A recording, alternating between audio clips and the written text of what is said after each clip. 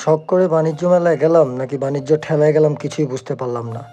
অনেক নিউজ রিপোর্টে দেখেছি যে অনেকে বলছে বাণিজ্য মেলা এখন প্রায় সেই গুলিস্তান নিউ মার্কেটের মতো বাজে অবস্থা হয়ে গেছে। তো নিজে যাওয়ার পরে বুঝতে পারলাম সত্যি কথাই ছিল সেটা।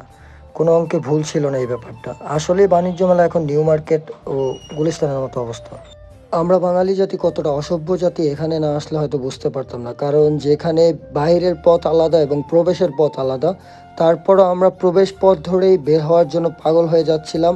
আর বাংলাদেশে কিছু কথিত বড়লোক আছে যারা গাড়ি নিয়ে একদম এমনভাবে রাস্তাটা ব্লক করে ফেলছে আর মানুষের সাথে এমন বাজে ব্যবহার করছে যে একমাত্র তাদেরই এখানে আসার অধিকার আছে। তাদের গাড়ি আছে তাই তারা এখানে আসার অধিকার আছে, আর কারো আসার অধিকার নেই।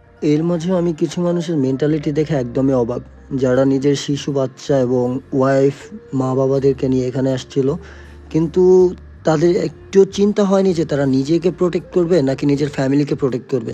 কারণ এইখানে গেটে প্রবেশ করা ছিল বলতে গেলে একটা যুদ্ধের মতো অবস্থা।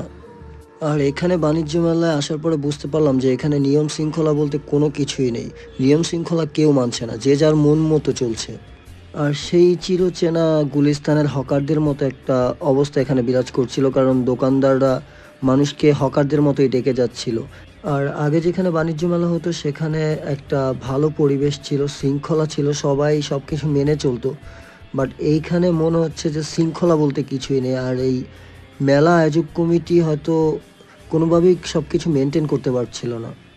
আর মেলা আয়োজক কমিটির অনেক ভুল সিদ্ধান্ত ছিল, তাই জনজীবন অতিষ্ঠ হয়ে উঠেছিল এই মেলায় প্রবেশ করার জন্য।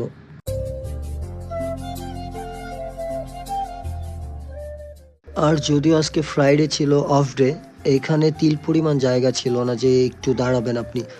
আর বাণিজ্য মেলার যে আগের সুন্দর একটা পরিবেশ ছিল সেই পরিবেশের কিছুই এখন আর বাণিজ্য মেলায় নেই। পুরোই একটা গুলিস্তানের হকার মার্কেটের মতো হয়ে গেছে এই বাণিজ্য মেলা। তো দেখা হচ্ছে পরবর্তী কোনো ভিডিওতে। আজকের মতো আল্লাহ হাফেজ।